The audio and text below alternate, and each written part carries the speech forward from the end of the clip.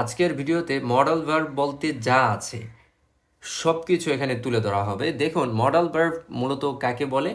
Modal verb এমন বিশেষ ধরনের হেল্পিং ভার্ব যেগুলো দিয়ে কোনো কাজের ক্ষমতা, অনুমতি, সম্ভাবনা, বাধ্যবাধকতা, ইচ্ছা, পরামর্শ, অনুরোধ ইত্যাদি বোঝানো হয়। এখন এই ব্যাপারটা আমাদের ক্লিয়ার হবে যখন আমরা এই ক্লাসটা সর্বশেষ পর্যন্ত দেখব। তো এখানে দেখুন, এক কথায় যদি আমরা মডেল ভার্ব বুঝতে চাই তাহলে মডেল ভার্ব মূলত ক্ষমতা প্রকাশ করার ক্ষেত্রে ব্যবহার হয়, অনুমতি প্রকাশ করার ক্ষেত্রে ব্যবহার হয়, সম্ভাবনা প্রকাশ করার ক্ষেত্রে ব্যবহার হয়, বাধ্যবাধকতা, ইচ্ছা, পরামর্শ এই জাতীয় যা আছে এগুলোর ক্ষেত্রে মডেল ভার্ব ব্যবহার হয়। তো এরপরে দেখুন, মডাল ভার্ব সাধারণত মেইন ভার্বের আগে বসে। তো এখানে মেইন ভার্ব কোনটা, এইটার সাথে যদি আমরা পরিচিত হতে পারি তাহলে আমরা মডাল ভার্বটাকে সঠিক স্থানে বসাতে পারবো। তো মেইন ভার্ব হলো, দেখেন আমি একটা বাক্য বলছি, আই উইল ইট, এর মধ্যে একটা মেইন ভার্ব আছে। সেই ভার্বটা কোনটা? যদি পারেন তাহলে অবশ্যই এটা কমেন্ট করবেন। আই উইল ইট এর মধ্যে মেইন ভার্ব হলো ইট। এখন এই যে উইল আছে, এটা কিন্তু ইটের পূর্বে, আর এখানে বলা হয়েছে সাধারণত মেইন ভার্বের আগে মডাল ভার্বটা বসে। তাহলে ইটের পূর্বে যদি আমি মডাল ভার্ব বসিয়ে দিই তাহলে এখানের যেই নিয়ম বলা হয়েছে সেই নিয়ম অনুযায়ী আমাদের কাজ হয়ে যাবে। এখন বলতে পারি তো উইলকে বাদ দিয়ে, যেহেতু এখানে ক্ষমতা বোঝায়, আহ, তো সেই ক্ষেত্রে আমরা বলতে পারি ক্ষমতার ক্ষেত্রে I can, okay, I can eat, আমি খেতে পারি, ঠিক আছে, আই ক্যান ইট, আমি খেতে পারি। উইলকে বাদ দিয়ে ইটের পূর্বে আমরা ক্যান বসিয়ে দিলাম, আর এই ক্যানটা হলো মডাল ভার্ব। ওকে, এরপরে দেখেন মডাল ভার্বের বিশেষ কিছু বৈশিষ্ট্য আছে। এখানে 3টা বৈশিষ্ট্য তুলে ধরা হয়েছে। এই বৈশিষ্ট্য বেসিক্যালি খুব বেশি প্রয়োগ হয়। তো 1 নম্বর হলো মডাল ভার্ব এর পরে ভার্বের বেস ফ্রম V1 বসে। বেস ফ্রম কোনটা? বেস ফ্রম হলো ভার্বের আসল রূপ, যার সাথে এস, ইএস, আইএনজি, ইডি এগুলো যুক্ত থাকে না, অর্থাৎ এগুলো থেকে মুক্ত যেটা সেটাই হলো বেস ফ্রম। এরপরে আসেন 2 নম্বর, মডেল ভার্ব এর সাথে এস, ইএস, আইএনজি বসে না।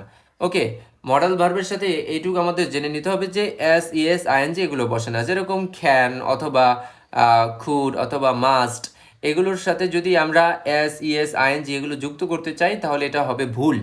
তো এই জন্য আগে থেকেই এই নিয়ম যদি জানা থাকে তাহলে আমরা এই ভুলগুলো করব না। এরপরে আসি 3 নম্বরে, প্রশ্ন ও নেগেটিভ করতে ডু, ডাজ, ডিড লাগে না।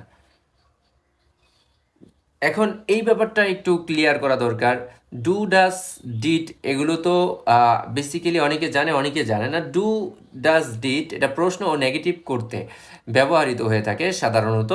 তো এখন ডু দিয়ে যদি আমি একটা শব্দ বলি, যেরকম ডু ইউ লাইক টি, তুমি কি চা পছন্দ করো, তো এখানে তাকে প্রশ্ন করলাম ডু দিয়ে, ডু ইউ লাইক টি, তুমি কি চা পছন্দ করো। আবার এটাকে আমরা যদি নেগেটিভ করি তাহলে বলতে পারি যে I do not like tea অথবা আই ডোন্ট লাইক টি। তো দেখুন, এখানে প্রশ্ন এবং নেগেটিভ করতে আমাদের ডু এবং এর নেগেটিভ হলো ডু নট, ডোন্ট ব্যবহার করতে হচ্ছে। কিন্তু এটা মডেল ভার্বে যদি চলে আসে তাহলে সেই ক্ষেত্রে আমাদের ডু এবং ডু নট এটা ব্যবহার করতে হবে না। ঠিক ডাসের ক্ষেত্রে ওরকম এবং ডিটের ক্ষেত্রে ওরকম। তো এখানে দেখেন, আমি এটা একটু উদাহরণ দিয়ে বুঝাই। এই যে প্রশ্নের স্থান থেকে যদি প্রশ্ন করতে চাই, তো ক্যান আই ড্রিঙ্ক টি, আমি কি চা পান করতে পারি, তাহলে এখানে প্রশ্ন করতে আমাদের ডু লাগে নাই, আমরা ক্যান দিয়েই পেরেছি।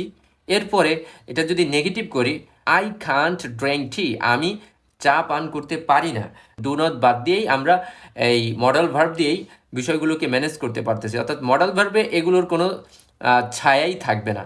এইটুকু আমাদের আশা করি ক্লিয়ার হয়ে গিয়েছে। এখন আমরা এক নজরে মডেল ভার্ব কী কী এগুলো আমরা জানবো, সাথে সাথে উদাহরণের মাধ্যমে মাথার মধ্যে এটা ক্যাচ করে নিব। ওকে, দেখুন 1 নম্বরে ক্যান, ক্যান অর্থ পারা বা সক্ষমতা। যেমন আই ক্যান স্পিক ইংলিশ, আমি ইংরেজিতে কথা বলতে পারি। এরপর 2 নম্বরে খুড, খুড অর্থ অনুরোধ করা। যেমন খুড ইউ হেল্প মি, তুমি কি আমাকে সাহায্য করতে পারবে। এরপরে 3 নম্বরে মেই, মেই অর্থ পারি বা অনুমতি। এখানে বলতে পারি উদাহরণস্বরূপ মে আই কাম ইন, আমি কি ভিতরে আসতে পারি। এরপরে মাইট, মাইট হতে পারে, যেটা কম সম্ভাবনা। যেমন ইট মাইট রেইন টুডে, আজ বৃষ্টি হতে পারে। এরপর 5 নম্বরে উইল অর্থ ভবিষ্যৎ বা ইচ্ছা। যেমন I will call you tomorrow, আমি তোমাকে আগামীকাল কল করব। এরপর 6 নম্বরে উড অর্থ ভদ্র অনুরোধ অথবা অভ্যাস। ভদ্র অনুরোধের ক্ষেত্রে অথবা অভ্যাসের ক্ষেত্রে উড ব্যবহার হয়। যেমন উড ইউ লাইক সামথিং, আপনি কি একটু চা নিতে চান। 7 নম্বর শ্যাল, উচিত বা পরামর্শ। যেমন shell we start the class, আমরা কি ক্লাস শুরু করব। এরপরে 8 নম্বরে শুড, উচিত বা পরামর্শ। যেমন ইউ শুড স্টাডি রেগুলারলি, তোমার নিয়মিত পড়াশোনা করা উচিত। 9 নম্বর মাস্ট, অবশ্যই বা বাধ্য। যেমন you must obey your parents, তোমাকে অবশ্যই তোমার বাবা মাকে মানতে হবে। 10 নম্বর অট টু, উচিত। যেমন you ought to tell the truth, তোমার সত্য কথা বলা উচিত। 11 নম্বর নিড, প্রয়োজন। যেমন you need to work hard, তোমার কঠোর পরিশ্রম করা প্রয়োজন। 12 নম্বর ইউজ টু, অভ্যাস ছিল। যেমন I use to wake up early, আমি আগে সকালে উঠতাম। ওকে, দ্যাটস অল ফর টুডে। আসসালামু আলাইকুম ওয়া রাহমাতুল্লাহ।